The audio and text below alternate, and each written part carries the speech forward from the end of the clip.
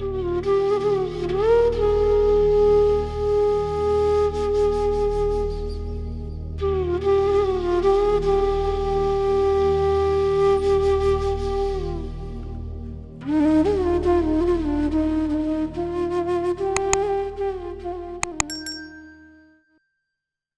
गुरु जी संगत जी। गुरु जी के चरणों में प्रणाम करते हुए और आप सबको प्यार भरा नमन करते हुए मैं आज का ये अपना सत्संग आरंभ करता हूँ। मेरी खुशकिस्मती रही है और मैं ये कहूँ कि आप सब भी बहुत बहुत खुशकिस्मत हैं, चाहे कोई 25 दिसंबर 2021 में ही जुड़ा हो और या कोई 80s में जुड़े हों। सब पर गुरु जी की कृपा बराबर बराबर बनी हुई है।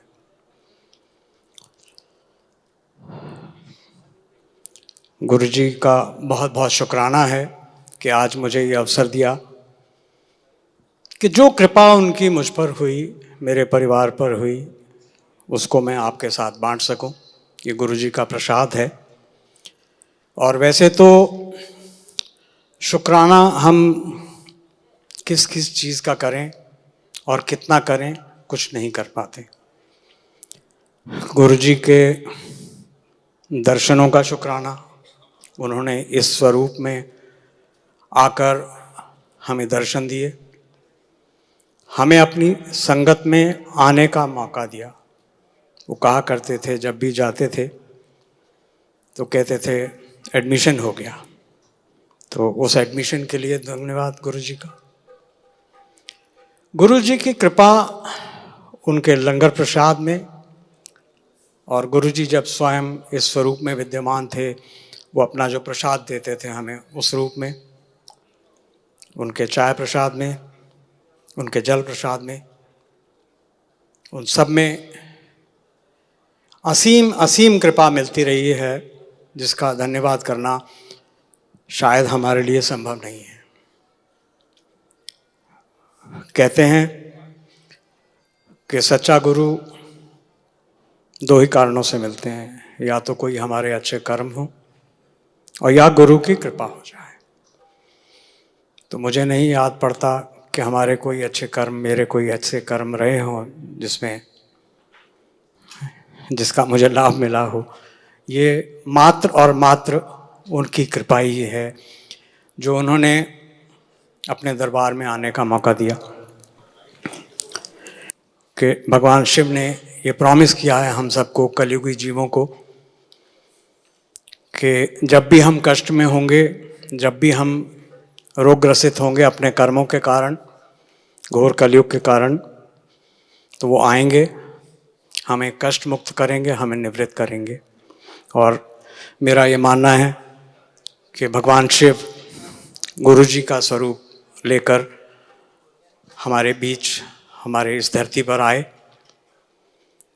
और फिर जब उन्हें लगा कि अब इनकी शिक्षा दीक्षा हो गई है, तो वो दिव्य रूप धारण करके चले गए। उनकी ब्लेसिंग्स उतनी ही मात्रा में और उससे कहीं अधिक मात्रा में आज भी हम पर बरस रही है। हम तो उस समय से जुड़े हैं, लेकिन मेरे ख्याल से बहुत से जो मेरे साथी संगति जो बाद में जुड़े, जो गुरु जी के दर्शन किसी कारणवश नहीं कर पाए, वो सब इस बात को सहमत होंगे कि गुरु जी की कृपा।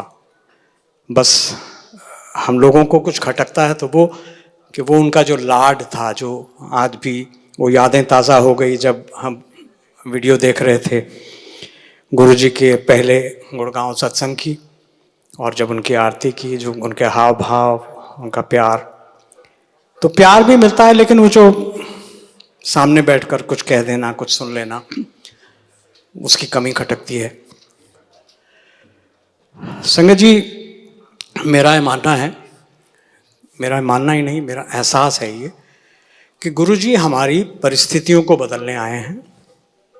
वो हमारी परिस्थितियां बदल रहे हैं और हमसे अपेक्षा करते हैं कि हम अपनी मन स्थिति बदलें। गुरुजी का ब्लेसिंग्स तभी कंप्लीट होगी जब हम उनके बताए हुए मार्ग पर उन्होंने जो हमें सिखाया, वो अधिक कुछ कहते नहीं थे। आप जानते हैं, आप सब लोग जुड़े हुए हैं, आप सब लोगों ने सुना है कि वो कोई प्रवचन तो करते नहीं थे। वो अपने हाव भाव से, अपनी छोटी बातों से, मेरा ये मानना है कि जो स्क्रिप्चर्स, जो हम इतने वेद पुराण और ये सब जो पढ़ते हैं, उनमें लाखों श्लोक हैं, अनेक अध्याय हैं, उन सबको उन्होंने बहुत सरल भाषा में हमें कुछ शब्दों में सब कुछ समझा दिया, जीवन का सार बता दिया।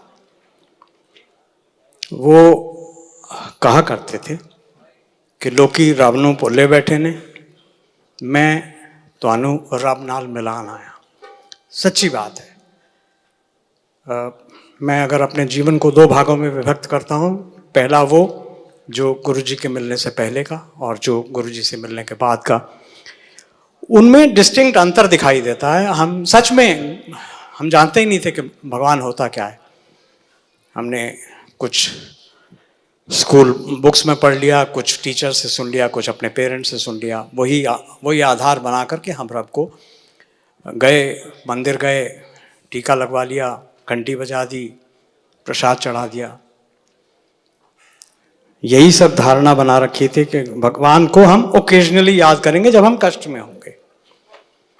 लेकिन गुरुजी ने यह सिखाया कि रब ऐसी वस्तु नहीं है, रब को तो हर वक्त मन में धारना पड़ता है, और ये उनकी सबसे बड़ी देन है। और वो रब को ढूंढने के लिए हमें ये नहीं कहते कि आप संन्यास ग्रहण कर लो, इधर उधर चले जाओ, 24 घंटे आप धुनी रमाओ, पाठ में ही लगे रहो। उन्होंने सारे भ्रम हमारे निकाल दिए जो ईश्वर के प्रति हम अपने मन में over a period of time बना के रख लेते हैं। इस लोक में हम जन्मे हैं, जीव जन्मा है, और पुरुषार्थ हमारा कर्तव्य है। पुरुषार्थ से हमारा अभिप्राय है, शास्त्रों में भी कहा गया है कि धर्म, अर्थ, काम और मोक्ष। वो मोक्ष देने आए हैं हमें, लेकिन ये नहीं कि बस मोक्ष की राह पे चलते रहो। एक मनुष्य जीवन दिया है, वो भी मालिक का दिया हुआ है, उसको कैसे सदुपयोग करना है, कैसे संसार में रहना है, ये सब उन्होंने सिखाया। और जब हम उस आचरण को फॉलो करते हैं, उस धर्म को, उस अर्थ को, उस काम को, तो मोक्ष स्वतः हमारे को मिल जाता है। उसके लिए फिर कोई अलग से प्रयास करने की जरूरत नहीं पड़ती। धर्म की बात अगर हम करें तो धर्म कोई रिलीजन की बात नहीं है। एक मनुष्य रूप में हमारा धर्म, हमारा परिवार के प्रति अपना धर्म, हमारा समाज के प्रति धर्म, हमारा देश के प्रति धर्म, हमारा मानवता के लिए प्रति धर्म, ये सब उन्होंने सिखाया हमें। अर्थ, वो कहते थे ऐश करो, जो दिया है रब ने उसको एंजॉय करना सीखो, ना कि उसके पीछे पीछे भागते रहो। और सही मायनों में कमाया हुआ अर्थ कभी व्यर्थ नहीं जाता। वो सही मायनों में, बस यही कहते थे कि सही मायनों में कमाओ। अर्थ कमाने में ऐसा नहीं कि नहीं जी आप बिजनेस कर रहे हैं तो ये कोई बिजनेस करें, ठीक ढंग से करें, जॉब करें, ठीक ढंग से करें, उसको सही। काम से अभिप्राय संकुचित ना समझें आप। काम से हमारे अंदर जो मन में जो भावनाएं, कामनाएं उठती हैं, क्या मैं ये करूं, वो करूं, उसमें कोई बुराई नहीं है। उन्होंने जो मुझे समझ में आया उनकी बात की कही हुई का। लेकिन हम अपनी कामनाओं को सीमित रखें और नियंत्रित रखें। ये तीनों चीजें जब हम नियंत्रित और सच्चे मन से करते हैं तो हमें मोक्ष स्वतः मिलता है। तो गुरुजी की बहुत कृपा है, और जैसा मैंने कहा निरंतर कृपा बरस रही है। समय सीमा की मर्यादा को ध्यान में रखते हुए मैं आज आपके सामने कुछ सत्संग विस्तार में शेयर करूंगा। उनमें से एक जो सबसे पहला सत्संग जिस कारण हमें गुरुजी प्राप्त हुए, जिस कारण हम गुरुजी के दरबार में जा पाए, और एक अभी रिसेंट का। और इन बिटवीन में संक्षेप में आपको ये बता सकता हूं कि गुरुजी ने पूरे परिवार के ऊपर ऐसी, वो कहा करते थे कि कोई भी जब संगत बन के आता है मेरे दरबार में तो उसका, उसके परिवार का, उसके कुलों को तार देते हैं। तो हमें कहीं भटकने की ज़रूरत नहीं है, हमें कुछ और सोचने की ज़रूरत नहीं है। जैसा मैंने कहा, वो परिस्थितियाँ वो बदल रहे हैं हमारे इर्द गिर्द जो भी कठिनाइयाँ हैं, चाहे वो रोग हों, चाहे वो कष्ट हों, चाहे मानसिक तनाव हो, चाहे कोई अर्थ का अभाव हो, कुछ भी हो, उस परिस्थिति को वो बदल रहे हैं। वो चाहते हैं कि हम अपनी मन स्थिति बदलें, जिसमें हम भगवान को मन से याद करें, भगवान को इधर उधर न ढूंढते रहें अपने मन। उन्होंने ये सब भ्रम निकाल दिए कि भगवान को याद नहीं करने का एक पर्टिकुलर समय होता है। अगर वो सपने हैं, डिसिप्लिन आप फॉलो कर सकते हैं, नथिंग लाइक इट। अमृत वेला की बात होती है, वो कुछ है। एक बार मेरे से भी उन्होंने कहा, मैंने वो शब्द चल रहा था कि मीठे लगते गुरुजी तेरे बोल वेले अमृत दे, तो मैंने उनसे कहा कि गुरुजी मैं सवेरे नहीं उठ सकता, मैंने कुछ ब्लेसिंग दो। तो कहते हैं कमले तू की करना सवेरे उठ के? मैं कहा गुरुजी देखो अभी शब्द चल रहा है, आप ही कह रहे हो। कहते कमले अमृत वेला हो जिस वेले तू अपने गुरु कोल बैठा है। तो ये भेदभाव करने, क्योंकि देखिए एक मनुष्य होने के नाते हम क्या करते हैं कि हाँ वो समय निकल गया, अब तो ब्रेकफास्ट का टाइम हो गया, अब तो लंच का टाइम हो गया, अब ऑफिस जाने का टाइम हो गया। ऑफिस जा रहे हैं, गाड़ी में जाते वक्त जाप कर लिया, सिर्फ मन में ध्यान की बात है और कुछ नहीं। उन्होंने बड़े सरल, जैसा मैंने कहा कि स्क्रिप्चर्स को उन्होंने सरल कर दिया। क्या कहा हमसे? अच्छे कर्म करो, सेवा करो, सिमरन करो, दान करो, एक दूसरे का साथ बनो। ये परिवार इतना बड़ा जुड़ा हुआ है, हम सब इसके प्रति और उनके प्रति कृतज्ञता व्यक्त करते रहे। तो आइए, मैं जो दो सत्संग मैंने जो आज के लिए, और जो मैं कह रहा था कि गुरुजी ने पूरी कृपा सन 2000 में जो मुझे याद पड़ता है, क्योंकि गुरुजी तो वैसे कहते हैं कि मेरा मतलब हमारा, हम में से किसी का भी उनके साथ नाता कब से है ये हम नहीं जानते, हम जान भी नहीं सकते। लेकिन जो मुझे इस जन्म का याद आता है कि सन 2000 में हम पहली दफ़ा गुरुजी के दरबार में पहुंच पाए थे। तब से लेकर के तब मेरी आंटी बीमार थी बहुत, उनके ऊपर जो कृपा हुई गुरुजी की, और जो अभी 2021 में मेरी हेल्थ को लेकर के कुछ कृपा बनी, वो तो हुआ ही। इस बीच में मेरे बच्चों की एजुकेशन, उनकी मैरिजेस, मेरा ग्रैंडसन अभी, इसके अलावा उनकी जॉब, उनका बिजनेस, मेरी अपनी जॉब, मेरा बिजनेस। मुझे उन्होंने एक बार ब्लेसिंग दी कि कमले तू अपना काम कर, और फिर ये भी कहा कि नौकरी नहीं छोड़नी। और आज एट द एज ऑफ 66-67 मैं इस स्थिति में हूँ कि मैं जॉब भी कर रहा हूँ और मेरा अपना काम भी है। ये ब्लेसिंग्स उन्होंने 2004 में दी थी। तो उनकी ब्लेसिंग्स की कोई सीमा नहीं है, कोई समय सीमा नहीं है। इसलिए ये ध्यान ना रखें, किसी भ्रम में ना रहें। अरे मुझे तो ये, मेरे को तो गुरुजी के दरबार में जाते हुए 6 महीने हो गए, 1 साल हो गया, 10 साल हो गए। ब्लेसिंग्स है, हम कितने अच्छे रिसिपिएंट हैं ये उस पर डिपेंड करता है। तो anyway, to cut the story short, जैसा मैंने कहा पूरे परिवार पर, ये सब सिर्फ इसलिए बताने की, ये कोई प्रचार नहीं है, ये प्रसार है, ये हमारी अनुभूति है, जो हमें मिला है वो हम आपके साथ शेयर कर रहे हैं। मेरी वाइफ आज अनफॉर्चुनेटली आ नहीं पाई हैं, कुछ कारण था, यहाँ नहीं है। लेकिन 1984 से उनको लगातार प्रॉब्लम्स हो रही थी, मेडिकल प्रॉब्लम्स, और एक एक करके 5 सर्जरीज हो गई थी। कानों से सुनना कम था, खाना पीना बिल्कुल करीब करीब नेग्लिजिबल था, क्योंकि उनको हाइड्रोसर्निया की प्रॉब्लम थी, और वो जो भी खाते थे वो बाहर आ जाता था, वो खा नहीं पाते थे, सो नहीं पाते थे।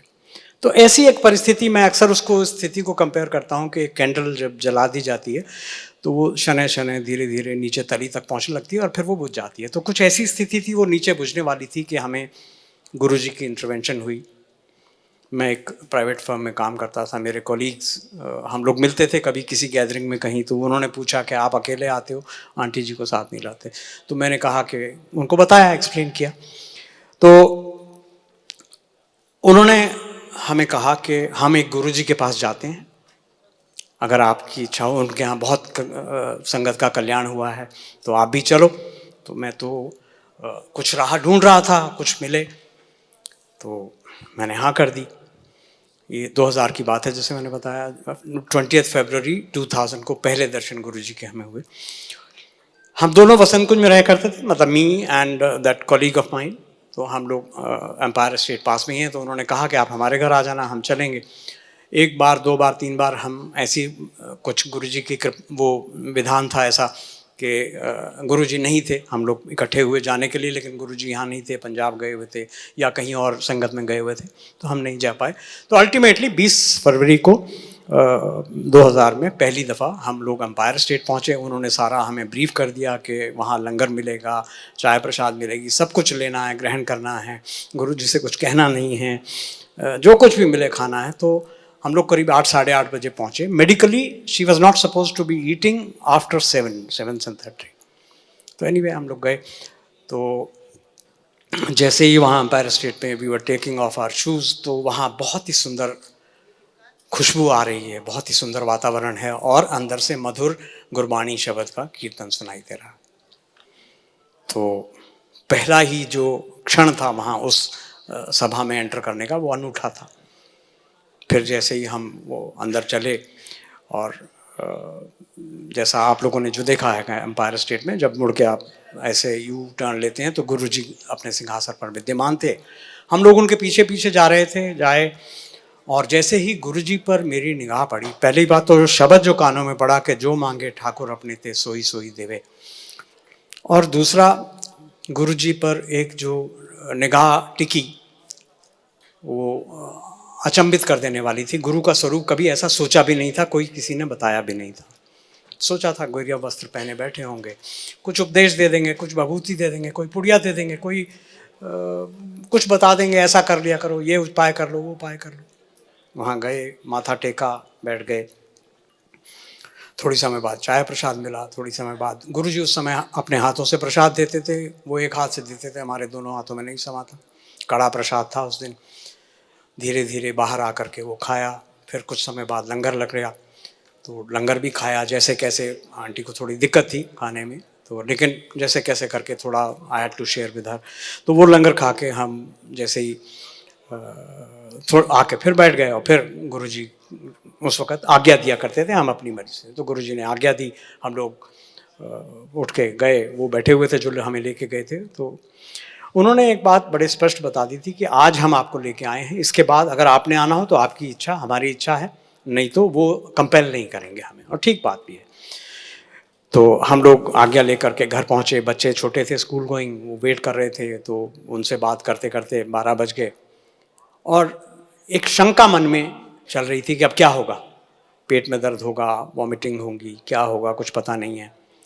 तो ये विचार करते करते हम नींद में चले गए, और बिलीव यू मी 7 बज गए सुबह जब आँख खुली। तो ऐसी सुकून भरी नींद दोनों को शायद अनेक वर्षों बाद आई होगी, क्योंकि उनको तो परेशानी रहती थी जो भी है। तो उसने एक मजबूती प्रदान कर दी कि ये सही दरबार है, यहाँ हम पहुँच गए हैं, अब यहाँ। तो और वही हुआ, हमने फिर जाना शुरू कर दिया। गुरुजी की मेहर बनी रही कि उन्होंने हमें अपने से टूटने नहीं दिया, कहीं इधर उधर भटकने नहीं दिया। तो गुरुजी की कृपा से फिर वो जाना प्रतिदिन शुरू हो गया। गुरुजी का प्रसाद खाते रहे, लंगर खाते रहे, और उसका ब्लेसिंग लेते रहे। लेकिन इंसान है, ये अटपटा लग रहा था कि कैसे, मतलब यहाँ कुछ कहने की ज़रूरत नहीं पड़ेगी, गुरुजी कुछ कोई उपाय नहीं बताएंगे या नहीं करेंगे और हम कल्याण हो जाएगा, ये समझ में नहीं आ रहा था। तो ऐसा करते करते उत्सुकता से मन में एक दिन मैंने, हालांकि मुझे मना किया गया था कि गुरुजी से कुछ कहना नहीं इस बारे में। गुरुजी भी परीक्षा ले रहे हैं, वो पूछते हैं नाम क्या है, कहाँ से आते हो, कहाँ जॉब करते हो, एक एक करके कई बार पूछ लिया, लेकिन ये नहीं पूछा किस लिए आते हो। तो एक दिन बड़ा दुस्साहस करके मैंने माथा टेका और कहा गुरुजी आंटी के, तो वो डांट पड़ गई उस दिन, और उन्होंने जो शब्द कहे वो मेरे कानों में आज भी गूंजते हैं कि मैं कोई अस्पताल नहीं खोल के रखे। तो बहुत उम्दा बात कही उन्होंने, जो मुझे बहुत बाद में समझ में आया उसका मीनिंग क्या है। मैं देखता था, हैरान था कि अरे यहाँ तो सब कैंसर का इलाज है, किसी के हार्ट का इलाज है, और गुरुजी कह रहे हैं कि मैं कोई अस्पताल खोल के रखे। तो खैर ऐसा करते करते फिर कुछ दिन बाद शिवरात्रि का फंक्शन मार्च में, फर्स्ट वीक में, और गुरुजी ने बुलाया, बड्डा मंदिर देखा? नहीं गुरुजी, परसों बड्डे मंदिर जाना है, किसी से पूछ लेना, और शिवरात्रि के दिन वहाँ आना है। तो बस जैसा गुरुजी का स्वरूप अनूठा, वैसा गुरुजी का मंदिर अनूठा, वहाँ कोई पुजारी नहीं, पंडित जी नहीं जो आपसे थाली लेकर के वो मूर्ति को अर्पित करेंगे और ये सब माला पहनाएंगे। कुछ भी नहीं करना, जो कुछ मिलना है गुरुजी से हमें ही मिलना है, हमने कुछ नहीं करना। तो ये ऐसा अनूठा मंदिर देख करके और धन्य हुआ। और बड़े मंदिर से जब वो लंगर खा के हम निकले तो ऐसा लगा कि सब कुछ बदल गया है हमारा। और 2 दिन बाद जा कर के वो जो आंटी हमें लेके गई थी उनको हमने कहा कि ऐसे ऐसे लगता है कि सब कुछ, तो उन्होंने जाके गुरुजी से, तब गुरुजी ने फिर पहली बार उनको कहा ये सत्संग सुनाने के लिए जो मैं आज आपके साथ शेयर कर रहा हूँ। और अगले दिन से उन्होंने मेरी सेवा लगाई, मुझे कहा कि तुम खड़े होकर के सत्संग सुनाया कर। तो मैं सुनाता था। तो एक दिन बड़ी मज़ेदार बात हुई, और ये सब बताना थोड़ा सा बारीकी में मैं बता रहा हूँ क्योंकि ये बहुत ज़रूरी है गुरुजी का स्वरूप समझने के लिए। एक दिन मैंने ये सत्संग जितना अभी तक सुनाया उतना सुना के पूरा कर दिया। तो गुरुजी मेरी तरफ देखते हैं, कहते वो जिपर वाली गल भी तो दस दे। तो मैं थोड़ा सा अचंभित हो गया। मैंने कहा जिपर वाली, इस सारे दौरान में कोई जिपर वाली बात तो थी नहीं, तो ये कौन सी? उसी क्षण गुरुजी ने मेरे जहन में वो बात भी डाल दी।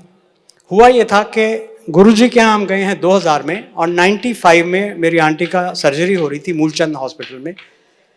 वहाँ हम हॉस्पिटल रूम में, मैं और मेरी वाइफ, सर्जरी से एक दिन पहले मैं उससे I was joking with her कि डॉक्टर तेरी हर चीज़ के लिए ना सर्जरी बताते हैं, तो मैं आज डॉक्टर को बोलता हूँ वो एब्डोमेन में तुम्हारे जिपर लगा देंगे, जब उनको खोलना हो खोला और जब कर लिया।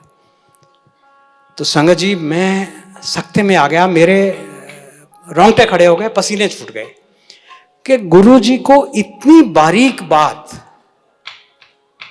मालूम है तो वो हमारा क्या कच्चा चिट्ठा नहीं जानते, हम क्या किससे क्या छुपा रहे हैं। तो संगत जी ये गुरुजी की एक बात जो कही हुई कि मैं हॉस्पिटल नहीं खोल के रखा, इसको मैं थोड़ा एक्सपैंड कर दूं। हॉस्पिटल हम जाते हैं ना तो हम जानना चाहते हैं सीमित समय के लिए। पहले ही डॉक्टर से पूछ लेते हैं इस ट्रीटमेंट में कितना समय लगेगा, ये एडमिशन करना है तो कितने दिन के लिए रहना पड़ेगा। लेकिन ये गुरु का दरबार है, ये हॉस्पिटल नहीं है। यहाँ हम क्योर तो वैसे ही हो जाएंगे, हमारे दुख कष्ट रोग तो वैसे ही क्योर हो जाएंगे, सिर्फ मन से कनेक्शन जब बैठ जाएगा उनके साथ, जब हम उनको सच में मानने लगेंगे, जानने लगेंगे। गुरुजी कहा करते थे ना कि मंगो नहीं मनो। ऐसा नहीं कि उनके पास देने के लिए कमी है कोई, वो सब कुछ दे सकते हैं, लेकिन वो जानते हैं कि हम अनाड़ी हैं, हम बुद्धू हैं, बेवकूफ़ हैं, हम जो मांगेंगे वो आधा अधूरा ऐसा मांग लेंगे जो हमारे ही विनाश का कारण बनेगा। तो ये संगत जी ये पहला सत्संग मुझे लगा बहुत इम्पॉर्टेंट है 2000 का। इस बीच में जैसे मैंने बताया बच्चों की शिक्षा चलती रही, गुरुजी की कृपा से मेरे बेटे का कॉलेज में एडमिशन, मेरी डॉटर का एडमिशन, फिर उसकी मैरिज, उन्होंने ब्लेस किया उसको उसके बर्थडे वाले दिन, कहते उसका ब्याह कर दे।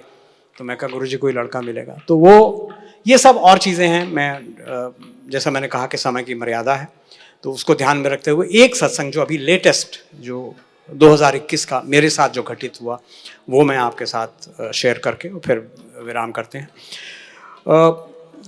लास्ट ईयर दिसंबर के बाद से थोड़ा मेरी तबीयत कुछ ढीली रह रही थी। आई वॉज लूजिंग वेट और मेरे को परसिस्टेंट कफ कोल्ड लगा हुआ था। तो एक फियर था, कोविड चल रहा है कि, और जब कहते हैं तो कई बार ये हुआ कि डॉक्टर को जाके दिखा लें, फिर मैंने कहा नहीं ऐसा कोई ज़्यादा सिम्टम नहीं है। ये सब चल रहा था, तो 2-3 महीने लगातार ऐसा चलता रहा।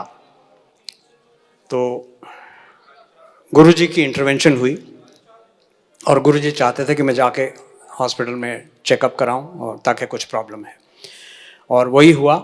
मैंने प्रिकॉशनरी ब्लड टेस्ट वगैरह कराए, वो भी ठीक, सब कुछ ठीक, कुछ ऐसा समझ में नहीं आ रहा था। लेकिन एक दिन एक सत्संग चल रहा था जूम पर, मेरी नीस जो यूके में रहती है, उनके हस्बैंड डॉक्टर हैं, वो सुन रही थी, वो मुझे देख रही थी।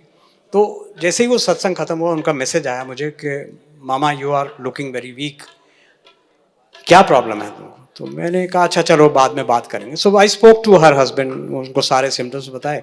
तो ही सजेस्टेड कि तुम जा कर के अपना एक बार चेकअप करा लो, एक चेस्ट एक्सरे वगैरह करा लो। I don't know what the problem is, but I was painting, मुझे थोड़ा हाँफने की शिकायत हो रही थी, वीक हो रहा था। तो ये सब चलते चलते तभी वैक्सीनेशन हुई थी पहली, तो उसने बोला कि आप 3 वीक्स के बाद जाना, लेकिन शायद गुरुजी को वो मंजूर नहीं था। एक दिन मैं एक शिव पुराण का पाठ कर रहा था एक फेसबुक पेज के लिए, तो उसमें मेरा चेहरा नहीं दिख रहा, कुछ नहीं दिख रहा, सिर्फ पाठ सुन रहा है, लेकिन एक संगत का कमेंट आता है गेट वेल सून, जो मुझे नहीं देख रहा है, जो मुझे जानता नहीं है, and he saying get well soon. So मुझे गुरुजी के वो मैसेज लगे। So I immediately rush to hospital, अपना चेकअप कराया। डॉक्टर भी एग्जामिन करके वो बोलता नहीं तुम्हें तो कुछ नहीं है, ठीक है वीकनेस है, कोई है, कोई कारण हो सकते हैं, we'll give you some supplements, vitamin supplement ये वो देके देखते हैं, अगर कुछ होगा तो ठीक है भाई। तो अब ये नहीं कुछ कह रहा करने के लिए, तो उन्होंने बोला अगर कुछ इन्वेस्टिगेशन करानी होगी तो 2 हफ्ते 3 हफ्ते बाद करा लेंगे, ठीक है। फिर पता नहीं उसको क्या हुआ, वो आया, उसने मेरी चेस्ट एग्जामिन की, मेरी वो लंग्स एग्जामिन कर रहा था, तो उसको लगा कि मेरे लेफ्ट लंग में एयर कम है। तो उसने कहा अच्छा आप कह रहे थे ना चेस्ट एक्सरे कराने के लिए, करा ही लो। तो चेस्ट एक्सरे कराया तो उसमें कुछ प्रॉब्लम आई, तो उसने कहा कि आप ऐसा करो कल आओ, सीटी करा लो और फिर देखते हैं क्या है। तो मैं भी हैरान। तो anyway next day I went, got my सीटी डन। तब तक देखता हूँ वो डॉक्टर उस दिन आए नहीं हैं, छुट्टी पर हैं। तो सीटी का रिजल्ट मिलना है शाम को। मैंने कहा अच्छा चलो मैं एक्सरे देखता हूँ, उसकी रिपोर्ट आ गई होगी। तो वो रिपोर्ट जब मैं पढ़ी तो थोड़ा सा घबराहट हो गई। उसमें आया था कि मेरा जो लेफ्ट लंग है वो कोलैप्स कर गया, बैठ गया है नीचे बिल्कुल। I was with 1 lung only. तो थोड़ा जानकारी नहीं थी कि ये कैसी डिजीज़ है, क्या है। फिर हमने इमीडिएटली पल्मोनरी डॉक्टर को कांटेक्ट किया। एक अपॉइंटमेंट शाम की मिली आर्टेमिस में, और एक अपॉइंटमेंट अगले दिन की PSRI हॉस्पिटल है साकेत में, तो वहाँ की अपॉइंटमेंट मिली, उनसे कंसल्ट किया। तो शाम को जो डॉक्टर ने देखा उसने कहा कि आपका उसने पूछा पहले कि आपको कोई तकलीफ नहीं, कोई दर्द नहीं? नहीं कोई दर्द नहीं, सांस लेने में कोई तकलीफ। कमाल है। तो उसने चेक किया ऑक्सीमीटर 96 97 सब कुछ ठीक है। तो कह रहे तो बड़ी सरप्राइजिंग बात है, बट इन एनी केस अब देर नहीं करो, आप जल्दी से एडमिट हो जाओ। इसका एक ही इलाज है, वो इधर से परफोरेट करके वो इंसर्ट करेंगे ट्यूब, जिससे वो एयर बाहर जाएगी। और वो तो मैंने कहा भाई अब पहला एक ओपिनियन है, I would want to have a second opinion. So next day morning जो डॉक्टर मिले, डॉक्टर खिलनानी, और डॉक्टर खिलनानी जो गुरुजी की संगत से जुड़े हुए हैं, उन्होंने शायद ये नाम सुना होगा। वो गुरुजी उनके यहाँ उनके घर जाके सत्संग करके आए हुए हैं।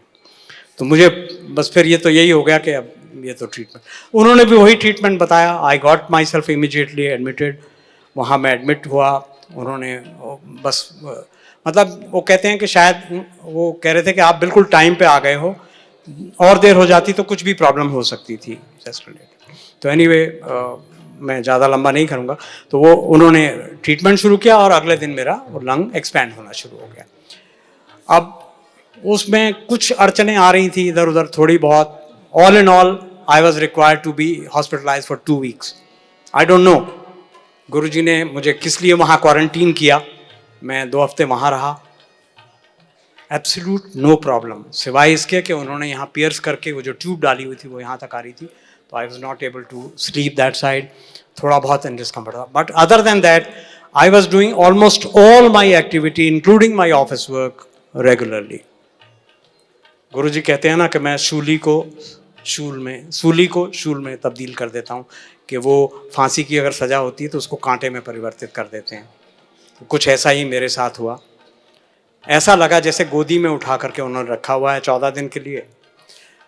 अड़चन चल रही थी, वो एक दिन क्लैंप करते थे, फिर लंग वापस हो जाता था। तो ये सब करते करते एक रात मुझे एक ड्रीम आता है, एक छोटा सा स्नेक मेरे बेड पर आया है, और वो आ रहा है, मैं उसको हटा रहा हूँ, मैं डरता नहीं, मैं उसको हटा रहा हूँ, लेकिन वो फिर भी करता हुआ उसी साइड से वो गुजर जाता है।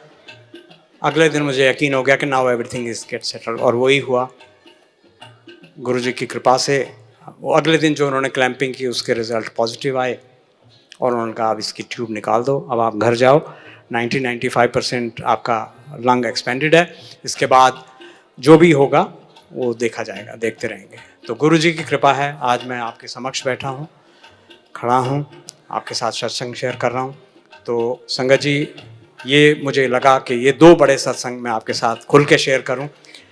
बस आज बड़ा दिन है, क्रिसमस का दिन है। मैं आप सबके लिए दुआएं करता हूं, गुरुजी से अरदास करता हूं कि वो हम सब पर ऐसे ही कृपा बनाए रखें। माड़ा समय चल रहा है, आप सब लोग अपना अपना बचाव करें, सब ध्यान रखें। गुरुजी तो हैं ही, लेकिन हमारा जो कर्तव्य है, जैसा मैंने कहा कि हमें जो अपना कर्म करना है वो हमें करना है, उनको जो हमारी परिस्थिति बदलनी है वो उनको बदलनी है। तो इसी के साथ मैं गुरुजी से आज की आज्ञा लेता हूँ। बहुत बहुत धन्यवाद है गुड़गांव संगत का, और सब सेवादानों को मैं कॉम्प्लीमेंट करना चाहता हूँ। बहुत सुंदर अरेंजमेंट किया हुआ है, और शर्मा अंकल गुड़गांव संगत पिछले 14 साल से इसी तरह सत्संग अरेंज कर रहे हैं। आगे भी हम अटेंड करते रहें, सुनते रहें, सुनाते रहें। जय गुरु जी।